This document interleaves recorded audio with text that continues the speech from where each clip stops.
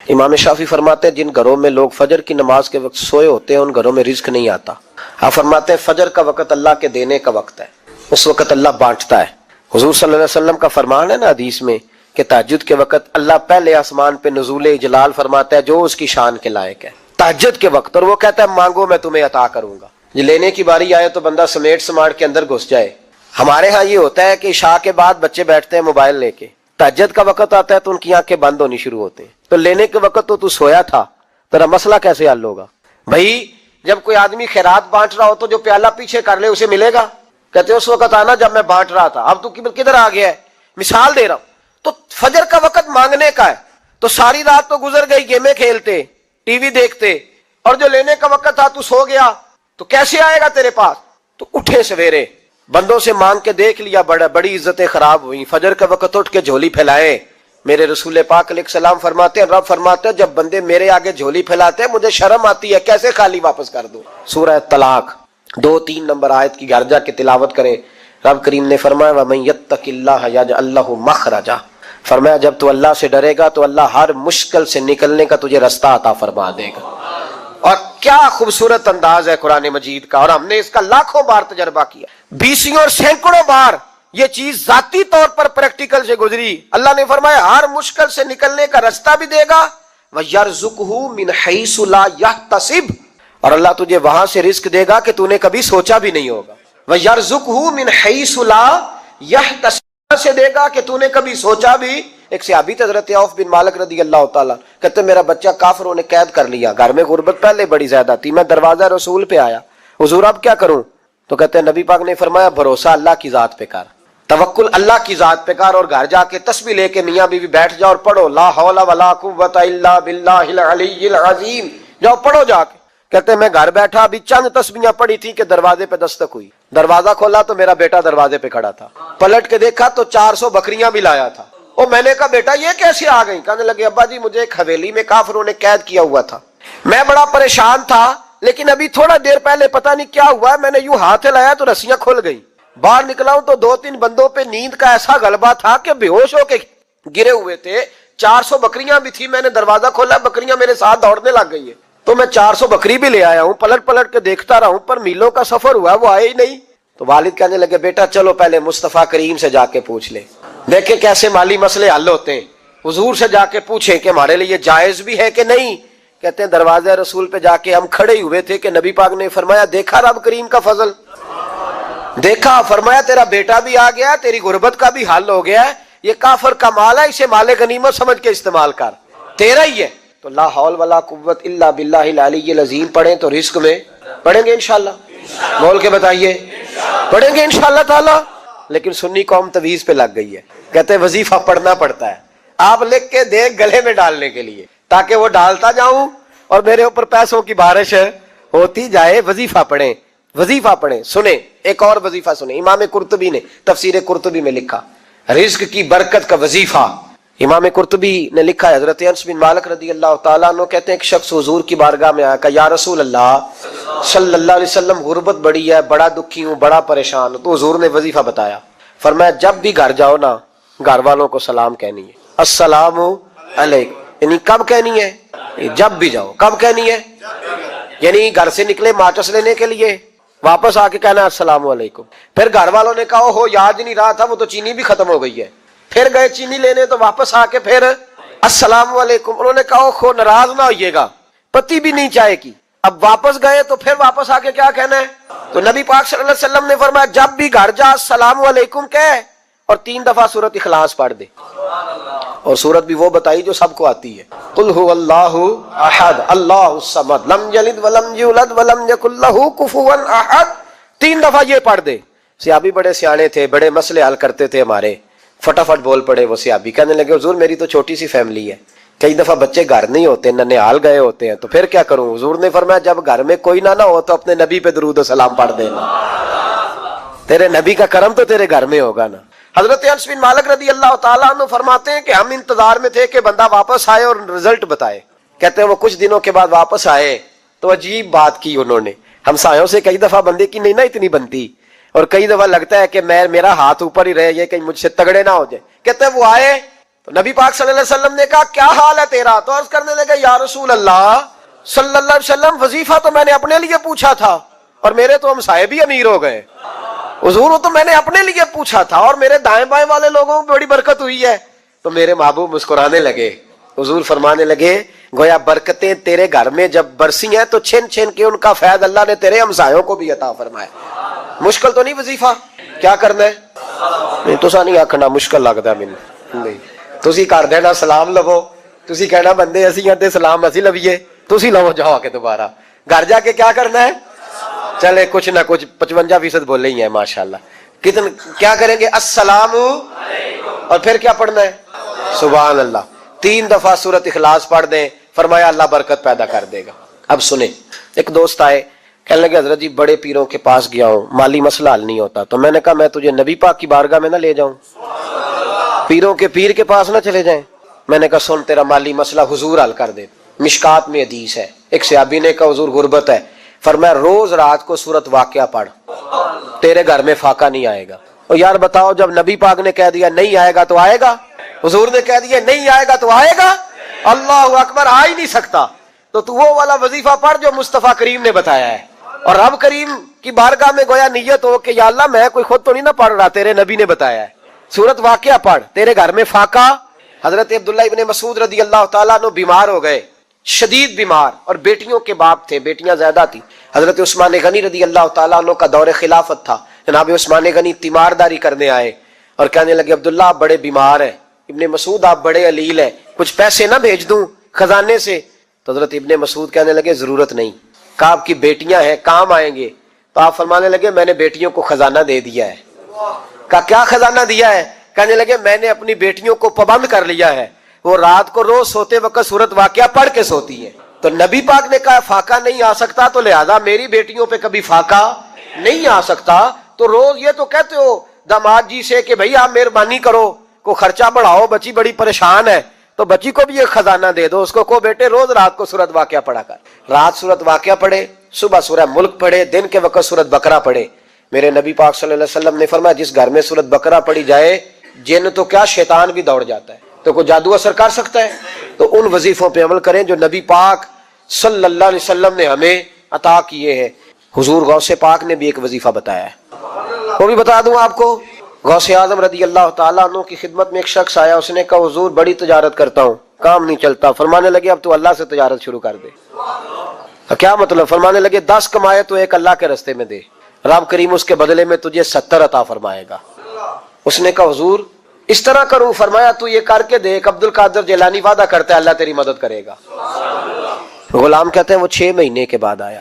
پہلے جب آیا تھا تو پیدل آیا تھا, 6 ماہ کے بعد آیا تو 6 اونٹ تھے اس کے پاس, اور آ کے حاضر ہوا. تو کہنے لگا حضور زندگی پتہ نہیں کہاں گزار دی, کاروبار کا تو مزہ ہی اب آیا ہے. لوگوں سے عزتیں تلاش کرتے ہو تو وہ کیا تمہیں عزت دیں گے؟ وہ تو کل اچھا کہتے ہیں پرسوں برا کہنے لگ جاتے ہیں. لوگوں کے سامنے گڈ بک میں آنا چاہو گے تو وہ تو سویرے تمہارے بارے میں کچھ کہیں گے, شام کچھ اور کہیں گے. اپنی روحانی زندگی آباد کریں, اپنے مسلح کو وقت دیں, اور دنیا سے چھپ کر اس موبائل کو بند کر کے اور اپنے آپ سے بھی چھپ کے اور تنہا ہو کے چھپا کے سارا کچھ اپنے آنسو اپنے رب کی بارگاہ میں پیش کریں, اس کے حضور حاضری دیں. سنو نا ترمذی کی حدیث, اور اسے یاد رکھنا. نبی پاک علیہ السلام نے فرمایا اپنے دکھ لوگوں کے سامنے نہ بیان کرنا, سیٹھوں نوابوں کو نہ بتاتے پھرنا, دنیا داروں کے سامنے جا کے نہ رونا کہ میں تکلیف میں ہوں. فرمایا اگر دنیا داروں کو دکھ بتاؤ گے رب تمہیں کبھی غنی نہیں کرے گا. اور لوگ ہیں کہ الٹا مذاق اڑائیں گے. آپ کی جس سے بڑی پکی یاری ہے نا, پکی, وہ تب تک پکی ہے جب تک آپ نے 50,000 مانگا نہیں, اور جس وقت آپ نے کہہ دیا کہ میں مجبور ہوں میری مدد کر, تو پھر ختم ہو گئی دوستی. لوگوں کی تعلقات آپ کے ساتھ تب تک ہیں جب تک آپ ان سے کوئی ضرورت وابستہ نہیں کرتے. کریم محبوب فرمانے لگے بندوں کے سامنے دکھ نہ بیان کرنا, اللہ تجھے کبھی غنی نہیں کرے گا. تو اپنے دکھ اپنے رب کو بتا, تو دعائیں مانگ, تو اس کی بارگاہ میں حاضر ہو, تو اس کے حضور عرض کر. فرمایا اپنے دکھ اپنے رب کو بتا, وہ جلدی کرے یا دیر سے کرے تجھے ساری دنیا سے بے نیاز کر دے گا, تجھے کسی کا محتاج نہیں رہنے دے گا. اپنے مسلح کو, اپنی دعاؤں. ایک بزرگ فرماتے ہیں میں نے دعا مانگنے کا طریقہ اپنی بیوی سے سیکھا. دعا مانگنے کا طریقہ اپنی, سیکھنے والے تو اپنے بچوں سے بھی سیکھ لیتے ہیں. सीखने वाले तो हर एक से सीखते हैं। वो कहते हैं मैंने दुआ मांगने का सलीका अपनी बीवी से सीखा है। हजरत वो किस तरह? फरमाने लगे मेरी बीवी ने ना मुझे कोई काम बताया, कुछ पैसों की जरूरत के लिए कहा, तो मैंने उसे कहा कि भाई अभी मेरे पास नहीं है, कुछ दिनों में आते हैं तो मैं दे दूंगा। औरतों की आदत होती है, वो बार बार याद कराती हैं। 2-4 दिनों के बाद फिर उसने कहा हजरत वो मैंने कहा था कुछ पैसे, मैंने उसे कहा कि अभी मेरे पास नहीं है, कुछ दिनों में मिलते हैं तो मैं तुम्हें दे दूंगा। उसने कुछ दिनों के बाद फिर कहा हुजूर वो मैंने कुछ पैसे कहे थे। फरमाते मैंने डांट दिया, मैंने कहा कि क्या तू रोज मुझे शर्मिंदा करती है, कहा ना मेरे पास नहीं है, होंगे तो दे दूंगा, तू रोज याद कराती है। फरमाते उसने पहले तो मेरी डांट को सहा, फिर मेरे सख्त जुमलों ने उसकी आंखों में आंसू पैदा कर दिए, फिर उसने अपने आंचल में अपने उस दुख को समेटा और फिर उसने एक जुमला कहा तो मैं रो पड़ा और मुझे अपने रब से मांगने का तरीका आ गया। मुझे कहने लगी हजरत जी आपने डांट दिया, मैंने सह लिया, पर आप ही मेरे शौहर हैं, बताएं ना, आपसे न कहूं तो मैं किससे जाके कहूं। फरमाते हैं मैं रो पड़ा और मैं खुल के रोया और मैं तड़प के रोया और फिर मेरी सिसकियां बंद गईं। तो मुझे कहने लगी आपको क्या हुआ? मैंने कहा मुझे भी दुआ मांगनी आ गई है। जब मैं उसे कहूंगा ना अल्लाह तू ही मेरा रब है, मैं तुझसे न कहूं तो मैं किससे जाके कहूं, मैं क्यों किसी बंदे से सवाल करूं, मैं क्यों किसी दुनियादार से कहूं, मैं तेरे बंदों का नेक बंदों का वसीला लेके तेरे महबूब की गुलामी लेके तेरी बारगाह में आया, तुझसे ना मांगू तो किससे मांगू। समझ आ गई है, जब मैं इस रंग में मांगूंगा तो फिर रब मेरे ऊपर बड़ा ही फजल फरमाएगा, वो मेरे ऊपर बड़ी रहमत करेगा, वो मेरे लिए आसानियां करे। अजीज दोस्तों हम इस तरह करने लग गए हैं कि हमने ना अपने ताल्लुकात पर एतमाद करना शुरू कर दिया है। मेरे ताल्लुकात बहुत हैं, हमने अपनी दौलत पर एतमाद करना शुरू कर दिया है, मेरे पास दौलत बहुत है। हमने अपने इल्म पर अपनी शोहरत पर एतमाद करना शुरू कर दिया है कि मेरे पास फलां चीज बहुत है। याद रखना जब बेनियाज अपनी सिफ्ते बेनियाजी दिखाता है तो बड़ी बड़ी दौलतों वाले मजबूर नजर आते हैं। भाइयों जब इंसान का रिश्ता अपने मालिक के साथ होता है फिर तो गम भी कुछ नहीं कहते, परेशानियां भी कुछ नहीं कहती, फिर तो जिंदगी सब्र वाली, फिर तो जिंदगी तवक्कुल वाली, फिर तो जिंदगी भरोसे वाली, फिर इंसान अपने आप को रुसवा नहीं करता, दुनियादारों से उम्मीदें उसकी खत्म हो जाती, उम्मीदें अल्लाह रसूल से लगा लेता है, मजबूत हो जाता है, मजबूत ताकतवर हो जाता है, खुददार हो जाता है, बावकार बाइज्जत हो जाता है। हजरत बहलोल दाना रहमतुल्लाह अलैह बैठे थे तो हारून रशीद हज करके आ रहा था, तो रस्ते में हजरत शेख से मुलाकात हो गई, तो अस्सलामु अलैकुम के बाद कहने लगा हुजूर कोई हुक्म हो तो बताइएगा। तो हजरत बहलोल दाना फरमाने लगे तेरा रब कौन है? उसने कहा अल्लाह। तो फरमाया मेरा कौन है? कहा अल्लाह। फरमाने लगे तो बड़ा ही बेवकूफ है, क्या तू ये समझता है कि रब हारून रशीद को तो देगा और बहलोल दाना को भूल जाएगा? तेरा भी वही रब है, मेरा भी वही रब है। उसने अगर तुझे दे के आजमाया है तो हो सकता है मुझे ना दे के आजमा रहा हो, जब उसकी हिकमत के तकाजे होंगे तो अता करेगा और देगा। तू जा अपना काम कर। भाई अपनी रूहानी जिंदगी, अपनी इबादत, अपने वज़ाइफ, अपने रोजमर्रा के मामलात, अपनी दुआएं, अपना इस्तिगफार, देखो कोई मुश्किल काम तो नहीं, 2 रुकू हैं सूरह वाक़िया की अगर रात को पढ़ ली जाए तो। मैं किस तरह ये बात बयान करूं कि तवीज़ बांटना आसान है और वजीफा बताना मुश्किल है। सारा दिन तवीज़ बांटें तो लोग लेने को तैयार हैं, और अगर आप वजीफा बताएं तो कहते हैं तो मुश्किल काम है। ओ खुदा के बंदे, अगर आपका ताल्लुक कुरान पाक के साथ मजबूत हो, कुरान पाक के साथ अगर आपका रिश्ता हो, लोग सिफारिशें ढूंढते हैं ना दुनिया में, कोई ताल्लुक मिल जाए तो मेरा काम हो जाए। दुनिया में इतना मुश्किल मामला है, आखिरत में मुझे बताइएगा कितना मुश्किल मामला होगा। मेरे नबी पाक सल्लल्लाहु ताला अलैहि वसल्लम ने फरमाया जो लोग सूरह मुल्क पढ़ा करते थे ना, सूरह मुल्क, ये सूरत मुल्क क़यामत में उनकी सिफारिश करेगी और इस तरह करेगी कि कहेगी ऐ अल्लाह यहाँ इस बंदे को जन्नत में दाखिल कर दे या मुझे कुरान पाक से अलहदा कर दे। तो रब फरमाएगा जा इसका दामन थाम के इसे जन्नत तक पहुंचाया। आप बात को समझे, जब आपके ताल्लुकात अपने मामलात के साथ मजबूत होंगे, ये नबी करीम ने वादा किया है कि तू सूरत वाक़िया पढ़ तेरे घर में फाका नहीं आएगा। हजरत अब्दुल्लाह इब्न मसूद रदी अल्लाह तआला अन्हु बीमार थे तो हजरत उस्मान गनी रदी अल्लाह तआला अन्हु तीमारदारी के लिए तशरीफ ले गए और जा करके कहा कि आप बड़े बीमार हैं, आपकी बेटियां ज्यादा हैं, मैं चाहता हूं कि खजाने में से कुछ मदद करूं। तो सैयदना अब्दुल्लाह इब्न मसूद रदी अल्लाह तआला अन्हु उठ के बैठ गए और कहने लगे अमीरुल मोमिनीन, अल्लाह आपको मेरी तरफ से, मेरी बेटियों की तरफ से बेहतर सिला दे, मेरी बेटियों को किसी खजाने की जरूरत नहीं, میں نے انہیں خزانہ دے دیا ہے. کہا جناب آپ نے کون سا خزانہ دیا ہے, میں آپ کے مالی معاملات کو جانتا ہوں. تو فرمانے لگے امیر المومنین, میرے نبی کریم نے فرمایا ہے جو سورت واقعہ پڑھے اسے کبھی فاقہ نہیں آتا. میں نے بیٹیوں کو یاد کرا دی ہے, یہ خزانہ میں نے انہیں دے دیا ہے. وہ سارے والدین سنیں جو بیٹیوں کے لیے پریشان رہتے ہیں. حضرت عبداللہ ابن مسعود نصیحت کر رہے ہیں, فرمانے لگے میں نے سورت واقعہ یاد بھی کرا دی ہے, پڑھنے کی عادت بھی ڈال دی ہے. حضور نے فرمایا ہے جو سورت واقعہ پڑھے اسے فاقہ نہیں آتا. کہنے لگے چاند تو اپنی جگہ چھوڑ سکتا ہے, سورج گر سکتا ہے, تارے ٹوٹ سکتے ہیں, پر مدینے والے رسول کی بات غلط نہیں ہو سکتی. حضور نے فرمایا فاقہ نہیں آئے گا تو انشاءاللہ کبھی بھی نہیں آئے گا. کرنے کا کام یہ ہے کہ ہم اپنے معاملات, اپنی عبادات, اپنی دعائیں کبھی 10 منٹ عادت ہو جائے نا دعا مانگنے کی علیحدہ سے رات کو. حضور نے فرمایا جو فرض نماز کے بعد دعا مانگے اللہ اس کی قبول کر لیتا ہے. نبی پاک صلی اللہ تعالی علیہ وسلم نے فرمایا اللہ مسافر کی دعا قبول فرمایا. حضور نے فرمایا اللہ مظلوم کی دعا قبول فرماتا ہے. حضور نے فرمایا بیمار سے دعا کراؤ اللہ اس کی دعا قبول فرماتا ہے. میرے نبی پاک نے فرمایا ماں باپ جب بھی اولاد کے لیے ہاتھ اٹھائیں, ویسے تے بلے شاہ تو آسمانی اڑ دیا ہی پھڑ دیں, جڑا گھر بیٹھا انہوں بڑھیا ہی نہیں. حضور فرمانے لگے ماں باپ جب بھی اولاد کے لیے دعا فرمائیں اللہ ان کی دعا کو قبول کرتا ہے. آپ اپنا تعلق بنائیں دعا کے ساتھ, عبادت کے ساتھ, مصلی کے ساتھ رشتہ بنائیں, استغفار پڑھیں. صلاح الدین ایوبی صلیبی جنگوں میں تھے, رات کو مسجد اقصی میں نماز پڑھی تو پریشان تھے. ایک بزرگ سے ملاقات ہوئی تو وہ کہنے لگے کہ آپ بڑے پریشان ہیں. کہنے لگے حضور پریشان اس لیے ہوں کہ پہلے ہی مسلمان کمزور ہے, اب میں نے سنا ہے دشمن کا ایک بحری بیڑا وہ جنگی سامان سے بھرا ہوا آ رہا ہے, تو اب ان کے پاس اور تلواریں اور نیزے آ جائیں گے, مسلمانوں کے پاس پہلے ہی وسائل کی کمی ہے, پریشان ہو کس طرح کر کے مقابلہ کریں گے. یہ بات کہتے ہی صلاح الدین ایوبی نے بزرگوں سے کہا حضور آپ بھی دعا کرنا, دعا کی بڑی طاقت ہے. میرے نبی پاک نے فرمایا دعا مومن کا ہتھیار ہے, دعا مومن کا. حضور نے فرمایا تقدیر کو سوائے دعا کے کوئی چیز نہیں بدل سکتی. دعا مومن کا ہتھیار ہے, یہ کافر کے پاس کوئی نہیں, یہ ہتھیار ہے مومن کا. اللہ کرے آپ کو سمجھ جائے. پھر سنیں کئی بار کہہ چکا ہوں یہ ہتھیار ہے. کافر کے مقابلے میں جو تیرے پاس سب سے بڑا ہتھیار ہے وہ دعا ہے. دعائیں کرانی چھوڑ دی, کرنی چھوڑ دی, لینی چھوڑ دی.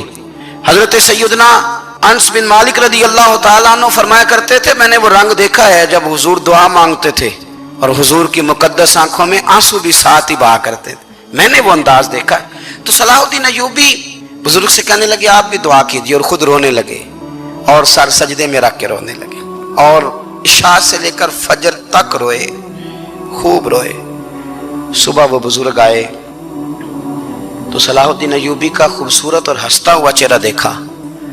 کہنے لگے آپ بڑے خوش ہیں, رات تو میں نے بڑے روتے ہوئے دیکھا تھا. تو کہنے لگے حضور وہ جو بحری بیڑا آ رہا تھا نا وہ پانی میں ڈوب گیا ہے, اب وہ نہیں آ رہا, ابھی خبر آئی ہے تو میں بڑا خوش ہوں. بزرگ کہنے لگے اٹھ سینے سے لگ, اور سن ایک بات, وہ بحری بیڑا پانی میں نہیں ڈوبا, وہ تیرے آنسوؤں میں ڈوب گیا ہے. وہ جو تو رات رویا ہے نا رب کریم کی بارگاہ میں تو وہ ڈوب گیا ہے. حضرت عائشہ صدیقہ رضی اللہ تعالیٰ عنہ فرماتی ہیں ایک عورت تھی اور اسے نبی پاک صلی اللہ تعالیٰ علیہ وسلم نے نا وہ کلمہ پڑھ کے مسلمان ہوئی, مدینہ طیبہ آ گئی تو حضور نے مسجد نبوی شریف میں اس کے لیے مکان, ایک سادہ سا کمرہ ساتھ مسجد کے بنوا دیا, وہیں رہنے لگی. اکثر وہ سیدہ طیبہ کے پاس آتی تو حضرت عائشہ صدیقہ رضی اللہ تعالیٰ عنہ فرماتی ہیں وہ بڑی باتیں سناتی اور آخر میں کہتی وہ ہار والا دن بھی بڑا عجیب دن تھا اور میرے رب کی قدرتوں کا دن تھا, وہ بھی بڑا عجیب دن تھا. سیدہ عائشہ صدیقہ رضی اللہ تعالیٰ عنہ ایک دن فرمانے لگی کہ تو ہار والے دن کا بڑا ذکر کرتی ہے, وہ کیا دن تھا؟ تو خاتون کہنے لگی اماں جی وہ دن تھا جب میرے رب پر بھروسہ اور مضبوط ہو گیا, جس دن میرا اپنے رب پر توکل اور بڑھا, میرے ایمان میں یقین میں اور پختگی آئی. کہنے لگی میں ایک گھر کی کنیز تھی, نوکرانی تھی, اس گھر میں ایک بچی تھی جس کے پاس سونے چاندی ہیرے جواہرات کا ہار تھا. اس زمانے میں نا چمڑے کے اوپر لوگ ہیرے جواہرات لگاتے تھے, کئی دفعہ سرخ رنگ کے چمڑے پہ لگائے جاتے تھے. وہ بچی پہنتی تھی تو کہتی ہیں وہ بچی کے उसने उतार के रखा या उससे गिरा वो हार, तो चील उसे उठा के ले गई गोश्त समझ के और मेरे सामने उठा के ले गई। घर वालों ने मुझसे पूछा, ये बुखारी में मौजूद है, घर वालों ने पूछा मुझसे कि वो हार कहाँ है, तो मैंने कहा चील उठा के ले गई। घर में कुछ चोरी हो जाए तो सबसे पहला इल्जाम किस पे लगता है? मुलाजिमीन पे। कहते उन्होंने मुझे बड़ा मारा, बड़ी तकलीफ दी, हत्ता कि मेरी शर्मगाह तक की तलाशी, मेरी इज्जत इतनी खराब की मैं बता नहीं सकती। मैंने अपनी जिंदगी में एक वाकया देखा, एक अमीर घर में चोरी हो गई, मुलाजिम को इतना मारा कि वो चारपाई पे पड़ गया।